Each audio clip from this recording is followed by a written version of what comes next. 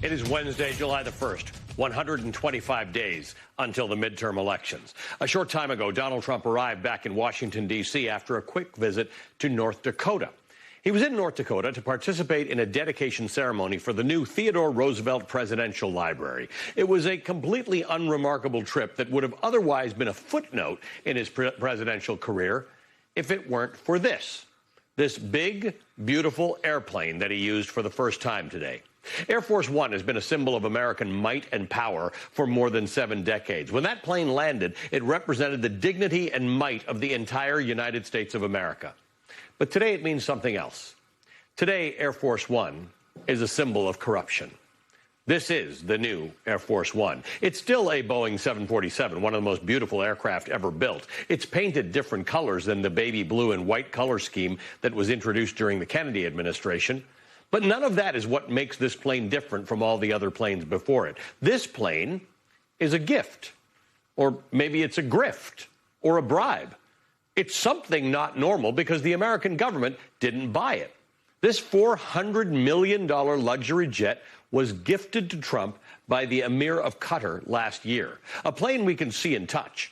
But there's a kind of grift in the air that's a little trickier to understand, and it involves cryptocurrency and meme coins. So let me tell you about how profitable this presidency has been so far for Donald Trump. In 2024, before he began his second term, his businesses pulled in at least $622 million. A lot of money by any standard. But it pales in comparison to the more than $2.2 billion in total revenue that he reported that he took in last year, 2025, after returning to the White House. We know this now because of the mandatory financial disclosure report that Trump is obligated to file, which was just publicly released. Trump told reporters this morning that he never speaks to the people who run his money and that the White House insists, quote, neither the president nor his family has ever engaged nor will ever engage in conflicts of interest, end quote. Sit on that for a minute. And when asked about his income today, Donald Trump said he made his money just like how everyone else makes their money. You know why I'm profiting? Because the stock market's going up. Everybody's profiting. If you have a 401k, how's your 401k done? It's about up 85%. Thank you, President Trump. So we're all profiting. I'm profiting because I have a lot of money and a lot of cash, and I give it to institutions. I don't know if they know what they're doing or not, but they buy a vast array of things. That is simply not true. The implication that he has grown his income several-fold in 1 year because of the stock market is nonsense. He's making money because of the presidency, the most lucrative presidency in history. So let me tell you all of the ways that Donald Trump has profited since returning to office. And it falls into a few broad categories. The first is that he is simply making money off of the presidency, actual money that's being paid not as a salary, but because of his power. $1.4 billion of the total $2.2 billion in revenue last year came from his family's cryptocurrency ventures. This is not a traditional way that people make money, but it is real money that's going straight into his bank account.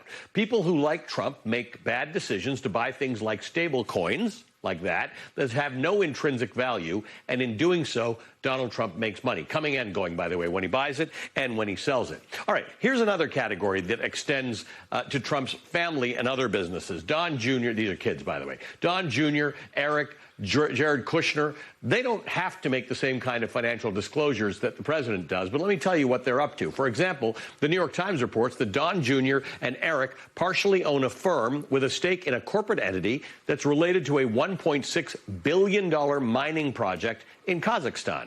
It's a deal that was hammered out by the Trump administration and from which they stand to profit. Meanwhile, Jared continues to raise money for his private equity firm from Middle Eastern governments. At the same time, he's trying to negotiate peace deals involving some of those same countries, and he doesn't even hold an official position in the American government. There's also Steve Witkoff, Trump's special envoy to sort of everything, but the Middle East in particular. Witkoff's sons co-founded one of the Trump family's cryptocurrency companies. It's called World Liberty Financial. It's generated hundreds of millions of dollars and is among its biggest stakeholders is the government of the United Arab Emirates. Steve Witkoff had a stake in it, but he's since taken steps to divest from World Liberty Financial. And one of the Witkoff sons said last October that their firm is 100% not a political organization, end quote, whatever that means. Okay, the third category, I don't know, let's call it gifts to the president. This is the new Air Force One that I mentioned at the top. Foreign governments gifting the president things in exchange for, I don't know. The transactional nature of this presidency is no secret. Here's what Trump said last year when the South African president, Cyril Ramaphosa, joked about giving Trump a plane. I'm sorry, I don't have a plane to give you. I wish you did. I take it. I would take it. If your country offered the United States Air Force a plane, I would take it. So now we're in this world where if you want something from America, you give the president a gift, preferably a plane, but any gift, really. And then the fourth category, and maybe this is the most worrisome, is the pay-to-play, an oligarchy-style kleptocracy. For example, think of corporate donors that gave money to one of Trump's pet projects, the White House ballroom. More than half of them have since received new or upwardly revised government contracts, according to the watchdog group Public Citizen. Federal investigations into some donors have also been dropped. For others, regulatory hurdles have been removed.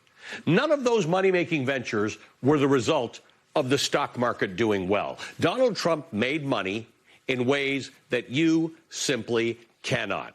Joining me now is V. Spear, journalist and creator of the podcast Under the Desk News, and Aaron Parnas, journalist, author, and creator of The Parnas Perspective on Substack. Welcome to both of you. Great to see you both. V, I think it's really important to figure out, we're talking about primaries, we're talking about the midterms, but how this is all going to play. This is, whatever you want to call it, Donald Trump simply lying by saying he's just making money because the economy's strong and the stock market is up. I just showed all these different ways that he's making money that neither you nor Aaron nor me can make.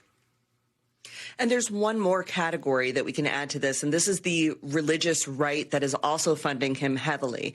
There's this thing called prosperity gospel, right? The religious belief that financial success and physical health are the direct rewards of a believer's faith, positive thinking, generous donations to religious causes. He operates on a form of prosperity politics, where he can get his believers into a state of religious psychosis that tells them that Donald Trump's financial success, physical health are direct rewards from God. Paying tithes to Donald Trump in the form of buying his crypto or buying his mobile phone or buying the newest hat or T-shirt that he puts out is worth it. They have erected golden idols to him several times. We have seen pastors like his spiritual advisor directly relate him to Jesus Christ, saying that they both have suffered crucifixions. There is a whole other side of this that is excusing the money that he makes because they believe that he is a prophet of God. He's been called the new Moses by some of his religious right followers. And this prosperity politics, this prosperity gospel that he's benefiting from is also helping to hide a myriad of his sins. And I'd say, Aaron, I don't know. I think Americans are generally capitalists. I don't know that they mind the fact that people can get rich. It's a little weird these days how rich some people are getting. But we have a remarkably uneven economy. While all of this grifting is going on, Americans are having trouble filling up their tanks. They're having trouble affording their food. They're dealing with this war that nobody asked for that are costing them more. So it's not just that this is going on. It's that this is going on in the face of an America that actually needs the attention of their president for their own daily lives. Well, I think nothing says that more than the fact that when the economy, according to him, is performing well, that means the stock market is performing well. And yet at the same time, most Americans can't afford to invest in the stock market. He talks about the 401k. Most Americans don't have a 401k. He talks about the Dow Jones hitting 50,000. That doesn't actually matter to a lot of Americans who can't invest. And so you actually don't have an economy that works for most Americans. You have an economy that works for the rich, the powerful, the top 1%. But the rest of us, I mean, if you can't invest in the economy, are you really, really benefiting from this administration? And the answer right now is no. You can't afford gas at the gas station. You can't afford groceries at the grocery store. And if the president is all he's focused on is the stock market at the end of the day, I don't know that that's a message that's going to resonate with a lot of everyday Americans. V, there is a bill, a bipartisan bill that's gone to the president's desk to, in theory, deal with the cost of housing, which is existential for a lot of Americans. The president calls that a yawn. He calls that boring. He mocked affordability some time ago. Meanwhile, he's still trying to get his voter suppression act done, and the Republicans are still struggling with trans sports. They are struggling with the trans sports, and they're writing legislation that is hurting their children more. The most recent piece of legislation that just got sort of decided between the Supreme Courts was this idea that states are allowed now to discriminate against trans kids who want to play in girls' sports. Now, that's going to affect maybe 12 or 15 kids who are trans across the nation that want to play girls' sports. It's going to affect millions of little girls who play sports, because one of the things that the GOP similarly refuses to agree with Democrats on is if there's going to be a ban on trans sports, then there ought to be a ban on genital exams, because who gets to decide who's trans? Can I just be at a game and watching a girl excel and go, well, she's playing too good, she must be trans, let's check her out? And in 23 states, GOP has voted no, we don't want to ban genital exams. We want that to be on the table for us going forward. So I just think we've reached a place of madness, Ali. Like, this is a crazy madness where the escalated investment in Trump's priorities, things like trans sports bans, while he's not prioritizing housing, have made us just absolutely lose our minds and lose focus on what is reality, what is humanity, and what are we even doing? So these obsessions with whether it's transports or non-citizens voting or birthright citizenship, Aaron, these are all solutions in search of a problem. That these are not things. I mean, it's pretty obvious. You only have to read a pamphlet to understand what Americans are suffering right now and figure out solutions. And there's some people, including some of these Democratic socialists who have won primaries, who are saying, I'm going to be purpose-driven to solve your actual problems. I don't understand what Donald Trump thinks he's getting out of all these ventures away from problems that people need solved. Well, I think Donald Trump is more insulated than ever before. We've seen reporting time and time again that he only listens to his closest advisors. He only listens to Republican pollsters. He only watches Fox News. He only scrolls Truth Social. And when you're only getting that content, he is the greatest president who has ever lived. No one's better than him, right? That's all he hears every day. That's all he sees every day. And so until someone comes to him and says, hey, Mr. President, you're actually down in the polls, some of the lowest poll numbers in American history for a president in a second term. Your economic numbers are even worse than they were at the end of your first term during a nationwide pandemic. And so until that happens, I don't think he's going to change. I mean, there are some easy fixes, right? He could have ended the war in Iran or just not started the war in Iran. And I will say one thing, Ali, that is very interesting to me this week. On Monday, the president declared a food supply emergency and lifted all tariffs and levies on phosphate fertilizer coming in from Morocco because the United States simply can't produce enough of it on our own. That to me tells me he's realizing that there is a major problem and, well, he needs to fix it quick before it becomes a nationwide issue. V, talk to me about